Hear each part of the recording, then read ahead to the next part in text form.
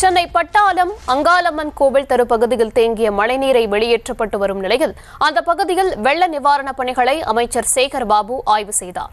விவரங்களை தர இருக்கிறார் செய்தியாளர் லதா. லதா, அந்த பகுதியில் தற்போது கள நிலவரம் என்னவா இருக்கு? மழைநீர்லாம் முழுவதும் வடிந்து விட்டதா? வணக்கம். சென்னையில நேற்று பெய்த மழையின் காரணமாக ஒரு சில இடங்களில் அந்த தாழ்வான பகுதிகளில் மழைநீரானது தேங்கியிருந்த நிலையில தொடர்ந்து அதை வெளியேற்றக்கூடிய பணியில் மாநகராட்சி ஈடுபட்டு இருக்காங்க.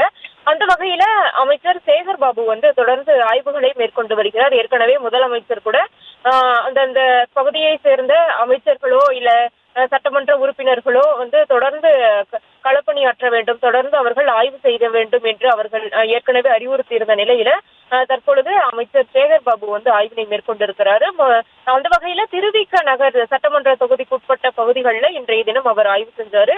முதலாவதா மங்களபுரம் பகுதி பெஞ்சல் புயல் காரணமா ஏற்பட்ட பாதிக்கப்பட்ட மக்களுக்கு நோய் தொற்று பரவாமல் இருக்கக்கூடிய வகையில மருத்துவ முகாம் தொடங்கி வச்சாரு. அதற்கு பிறகாக திருவிக நகர் சட்டமன்ற தொகுதிக்குட்பட்ட பட்டாளம் ஆஞ்சநேயர் கோவில் அருகே அந்த ஆய்வு பணிகளை மேற்கொண்டார்.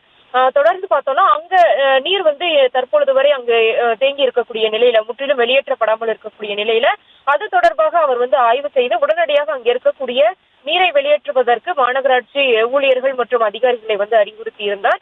இந்த நிகழ்வின் போது சென்னை மாநகராட்சி மேயர் பிரியா, அதே போல அந்த பகுதியினுடைய சட்டமன்ற உறுப்பினர் தாயகம் கவி, மத்திய வட்டார துணை ஆணையாளர் பிரவீன்குமார் உள்ளிட்டவர்களும் கூட உடனிருந்தார்கள். விவரங்களுக்கு நன்றி லதா.